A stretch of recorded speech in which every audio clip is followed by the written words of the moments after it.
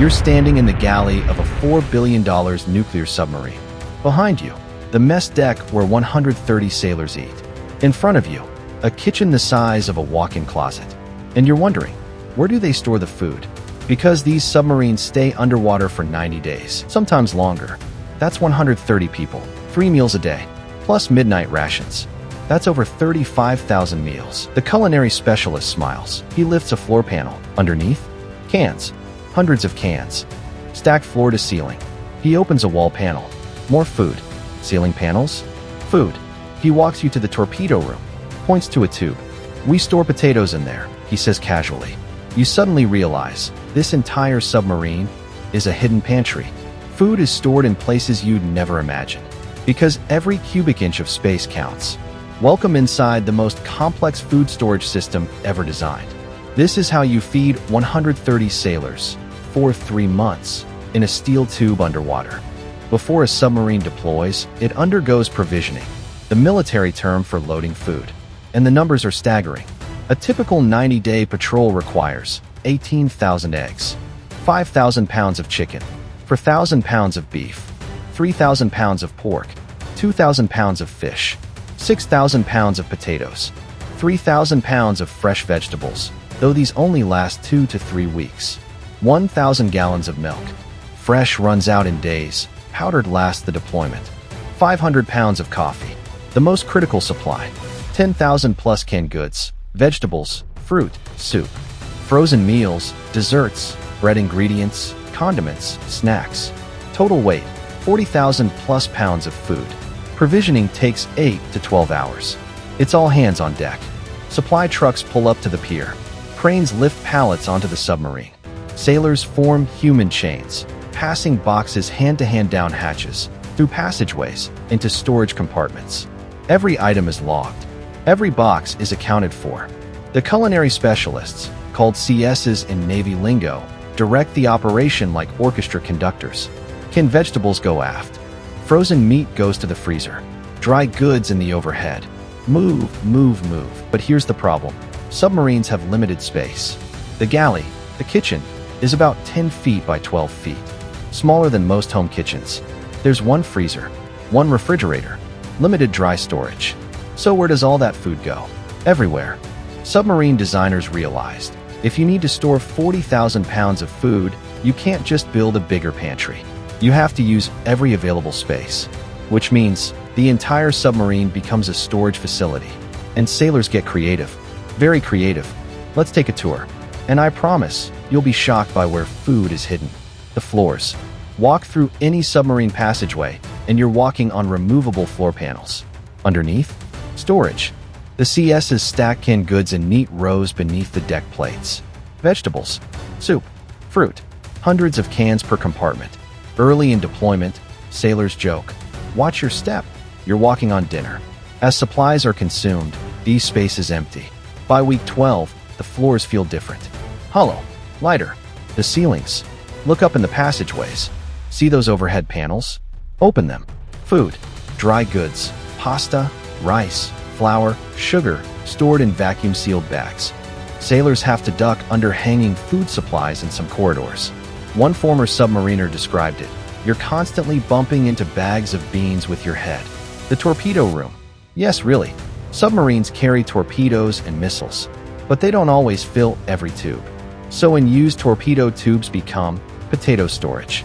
Bags of potatoes, onions, root vegetables, sealed in tubes designed to launch weapons. It's efficient and surreal. The machinery spaces. Walk into auxiliary machinery rooms. Space is filled with pumps, compressors, electrical panels. Look closer. Behind the equipment, food. Boxes stacked in alcoves. Shelves bolted to bulkheads. Cans wedged into corners. Engineers work around food supplies. Food surrounds machinery. The berthing compartments. Sailors sleep in berthing, rooms with triple-stacked bunks. But beneath the lowest racks, storage. Boxes of food stacked under the bottom bunks. Sailors sleep on top of the food supply. And in the early weeks of deployment, when storage is maxed out, some sailors don't even have access to their bunks yet. The racks are blocked by food. They sleep on tables in the mess deck until enough food is eaten to clear the berthing. The passageways. Narrow corridors, called P-ways, are lined with temporary storage. Boxes of canned goods stacked along walls. Sailors squeeze past, turning sideways. The submarine feels even more cramped in the first weeks because food is everywhere. The galley itself. The galley has some dedicated storage.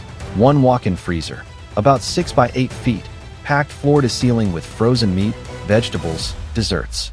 One refrigerator, equally small, for dairy, eggs, fresh produce. Dry storage lockers built into walls. But it's nowhere near enough for 90 days. Hence the distributed storage throughout the boat. The CSs maintain detailed inventory lists. They know exactly where every item is stored. We need green beans for tonight's dinner? Section 3, starboard side, under deck, plate 14. Sailors become human forklifts, retrieving food from storage locations throughout the submarine. Here's the engineering challenge. Food weighs a lot. 40,000 pounds unevenly distributed could affect the submarine's balance, its trim. So food is strategically placed. Heavy items, canned goods, low and centered. Lighter items, dry goods, higher up. Distributed fore and aft to maintain balance. As food is consumed, the submarine's weight distribution changes. The crew compensates by adjusting ballast tanks. Walking through a freshly provisioned submarine is like navigating a grocery store. If that grocery store was also a warship operating 800 feet underwater. Now let's talk about the galley, the heart of submarine life. The galley is approximately 10 feet by 12 feet, about 120 square feet. For comparison, the average American kitchen is 150 to 200 square feet. And this kitchen has to feed 130 plus people. 3 meals a day, plus midnight rations. Despite the size, the galley is packed with equipment for large convection ovens, a flat-top griddle for pancakes, eggs, burgers, deep fryers, a steam kettle for soups, stews, large batch cooking, industrial mixers, sinks, prep tables, storage racks. Everything is stainless steel, industrial grade, built to withstand the submarine's movement in rough seas. The galley is staffed by 3 to 6 culinary specialists, Navy cooks. They work in shifts. Some prepare breakfast while others prep for lunch and dinner. It's a 24-hour operation. The galley never closes. Leading them, the leading CS or leading chief, the head chef. They plan menus, manage inventory, and ensure food safety. Menu planning on a submarine is an art form. The leading CS creates a 90-day meal rotation, 3 meals a day for the entire deployment. They balance nutrition. Sailors need 3,000 to 4,000 calories per day. Physically demanding work. Variety. Repetition kills morale. Storage constraints. Fresh food runs out. Plan accordingly. Crew preferences. What will they actually eat? The Navy provides menu templates, but CSs adjust based on crew feedback. Popular meals, steak night. Once a week, morale booster. Taco Tuesday. Fried chicken. Pizza, made from scratch. Burgers and fries. Less popular, mystery casseroles. Overcooked vegetables. Powdered eggs, after fresh eggs run out. Imagine cooking Thanksgiving dinner for 130 people, in a closet, while the floor is rocking, at 2 a.m. That's submarine cooking. The CSs prep in batches. Crack 300 eggs for breakfast scrambles. Mix 50 pounds of ground beef for tacos. Bake 200 rolls from scratch. Fry 100 chicken breasts. Everything is timed precisely. Meals are served at set times. Breakfast 06:30 to 07:30. Lunch 11:30 to 12:30. Dinner 17:30 to 18:30. Miss your window? You're eating leftovers or waiting for midnight rations. The challenges: space. Multiple cooks work elbow to elbow. Coordination is critical. Motion. In rough seas, the submarine rocks. Hot oil sloshes. Hot slide. CSs secure everything with straps and rails. Heat. The galley is hot. Ovens, fryers, steam kettles running constantly. Temperatures easily hit 90 to 100 degrees Fahrenheit. Add humidity. It's a sauna. Pressure. Mealtimes are rigid. You will feed 130 sailors in a 1-hour window. There's no calling for delivery if you fall behind. Mistakes are public. Cook bad food and you'll hear about it. From everyone. Repeatedly. For days. Despite the challenges, submarine CSs take immense pride in their work. They know food is morale. A good meal can make a hard day bearable. A bad meal, Everyone's miserable, so they work tirelessly to deliver quality meals under impossible conditions. And the crew appreciates it. Good CSs are beloved on submarines. There's an old submarine saying, "The most important people on the boat aren't the captain or the sonar operators. It's the cooks." Because a boat with bad food is a boat with bad morale. And bad morale sinks missions. When a submarine first deploys, the food is incredible. Fresh vegetables, real eggs, milk, bread baked daily, fruit. It's restaurant quality. But it doesn't last. Week 1 to 2, the honeymoon phase. Fresh food dominates. Salads, fresh fruit, real scrambled eggs, steaks with grilled vegetables. Morale is high. Sailors rave about the meals. Week 3 to 4, the transition. Fresh produce begins to spoil. Lettuce wilts. Tomatoes go soft. Fruit bruises. The CSs use it while they can, making soups, stir-fries, anything to extend freshness. Fresh milk runs out. Powdered milk takes over. Sailors notice. Coffee tastes different. Fresh eggs are gone. Powdered eggs and liquid eggs in cartons replace them. Scrambled eggs become less appetizing. Week 5 to 8, the canned era. Now it's mostly canned and frozen food. Canned vegetables, frozen meat, boxed meals. The CSs do their best, adding spices, sauces, creativity. But you can't hide the fact that green beans came from a can, or that the fresh salad is now iceberg lettuce that's been frozen and thawed. Week 9 to 12, survival mode. At this point, the menu gets repetitive. You've eaten the same rotation 3 times. Taco Tuesday feels like taco every day. Some sailors stop caring about food quality. They eat for fuel, not enjoyment. Others obsess over the countdown. Only 10 more days until we pull into port and get real food. One bright spot, bread. Submarines bake bread daily. Fresh, warm, from scratch bread. Even in week 12, when everything else is canned, that fresh bread smells incredible. It's a small morale booster, but it matters. Food becomes a mental anchor. Good meals lift spirits. Bad meals drag everyone down. The CSs are keenly aware. They plan special meals, steak nights, pizza nights, barbecue on the rare steel beach picnic, grilling on the deck if the sub surfaces briefly. By week 8, sailors fantasize about food. Fresh salads, a cold beer, Chipotle, mom's cooking. Conversations revolve around what they'll eat first when they hit port. And then, finally, the submarine pulls into port. Sailors disembark, rush to restaurants, grocery stores. They devour fresh food like they've been starved. Because, in a way, they have been. Managing food on a submarine isn't just cooking. It's logistics. Every item loaded onto the submarine is logged in a database. Quantity, storage location, expiration date, usage rate. The leading CS monitors this constantly. They run calculations. We have 500 pounds of chicken. We're using 50 pounds per week. That's 10 weeks. But we need 12. So we ration. Yes, rationing happens. If a patrol gets extended, mechanical issues, mission changes, orders to stay on station longer, the CSs adjust. Portions shrink. Menu variety decreases. Steak night gets postponed. One submariner recalled, "We were supposed to be out 90 days. We ended up at 110. By day 100, dinner was rice, beans, and canned corn. Every single night." Smart CSs build buffers into their planning. They overstock staples, rice, beans, pasta, canned vegetables. If you run out of steak, you survive. If you run out of food, that's a crisis. In rare cases, submarines can receive resupply at sea, called UNREP, underway replenishment. A supply ship pulls alongside. Helicopters transfer pallets, or the submarine surfaces and takes on supplies from small boats. But this is risky. It exposes the submarine's position, breaks stealth, so it's avoided unless absolutely necessary. CSs become masters of improvisation. Out of ground beef, use canned turkey, no fresh vegetables, make a stir-fry with frozen mixed veggies. Ran out of pizza dough? Make flatbread. It's creativity under constraint, and it keeps the crew fed. At the end of deployment, there's an inventory audit. Leftover food is tallied. Waste is analyzed. The goal, zero waste.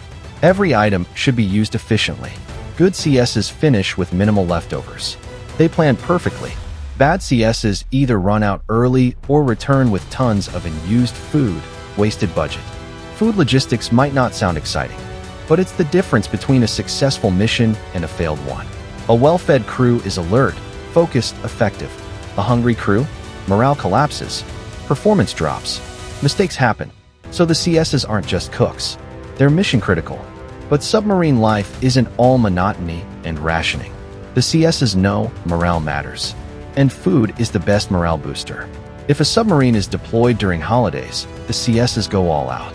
Thanksgiving, turkey with all the fixings. Mashed potatoes, gravy, stuffing, cranberry sauce. Pumpkin pie. The CSs start preparing days in advance. Roasting turkeys in shifts. Baking pies. On Thanksgiving, the crew eats family style. Officers serve the enlisted sailors, a Navy tradition. For a few hours, it feels like home. Christmas, ham or prime rib. Decorated mess deck. Handmade ornaments, lights. Cookies, cakes, hot cocoa. Secret Santa gift exchanges. Every sailor gets a birthday cake on deployment. The CSs bake them fresh. Decorate them. Announce birthdays over the 1MC, the ship's intercom. It's a small gesture, but it means everything. On rare occasions, if the submarine surfaces in safe waters, the crew holds a steel beach picnic. The CSs grill on the deck, burgers, hot dogs, chicken. Sailors come up for fresh air, sunshine, food cooked outdoors. It's a brief escape from the steel tube, and it's glorious. Some CSs take meal requests. A sailor's favorite dish from home? The CS tries to replicate it. Pizza night becomes a competition. Who can make the best pizza? Taco bars where sailors build their own tacos. These moments break the monotony. They remind sailors they're human, not just cogs in a machine. And they show the CS's care. Culinary specialists don't get the glory. They're not pilots, not SEALs, not commanding officers. But ask any submariner who mattered most on deployment. Many will say, the cooks, because they kept us sane. After 90 days at sea, the submarine finally pulls into port. As soon as the bow, the walkway, is lowered, sailors flood off the boat. First priority? Food. Not a shower. Not sleep. Food. Sailors hit restaurants immediately. Burger joints. Pizza places. Steakhouses. Chipotle. They order huge meals. Fresh salads. Cold beer if off-duty. Desserts. One former submariner described it, I ate a foot-long sub, a large pizza, and a pint of ice cream in one sitting. I didn't care. I'd been craving fresh food for months. Some sailors go straight to grocery stores, buying fresh fruit, vegetables, snacks, anything that doesn't come from a can. After months of limited choices, having options is overwhelming. Restaurant menus feel infinite. The produce aisle looks like paradise. Before sailors scatter, the command often hosts a crew meal, a final meal together, off the boat. It's a tradition, a way to decompress, to celebrate completing the mission, and to thank the CSs. Meanwhile, back on the submarine, the CSs are cleaning out the galley, disposing of leftover food, scrubbing equipment, preparing for the next deployment. It's exhausting, but necessary. And in a few weeks or months, the submarine will deploy again. The CSs will provision, load 40,000 pounds of food, plan 90 days of meals, and the cycle repeats, because the mission never stops. So why does a $4 billion submarine hide food in torpedo tubes, under floors, and in ceilings? Because submarines are more than weapons platforms. They're self-sustaining cities. Storing 40,000 pounds of food in a space-constrained environment is an engineering marvel. Every cubic inch is utilized. Every compartment serves dual purposes. The submarine designers and the crew work together to turn a warship into a livable, functional, self-sufficient vessel. But the real story isn't the engineering. It's the people. The culinary specialists who wake up at 3 a.m. to bake bread. The sailors who retrieve food from storage locations throughout the boat. The crew who appreciates a good meal even when morale is low. On a submarine, food isn't just fuel. It's connection, comfort, a reminder of home. A well-fed crew is a capable crew, and the CSs know this. They work tirelessly to provide variety, quality, and care. When you think about submarines, you think about stealth, weapons, technology. But behind every successful mission is a hidden infrastructure of logistics. Food storage, menu planning, meal preparation. It's invisible, but essential. Right now, submarines are on patrol. Sailors are eating meals prepared in 10, by 12-foot galleys. Food is stored beneath their feet, above their heads, in places you'd never expect. And the CSs are planning tomorrow's menu, checking inventory, ensuring the mission continues. Because a submarine can have the best weapons, the quietest propulsion, the most advanced sonar. But if the crew isn't fed, the mission fails. Food storage on a $4 billion submarine isn't just about cans and freezers. It's about sustaining life, maintaining morale, enabling the mission. It's hidden, ingenious, and absolutely critical.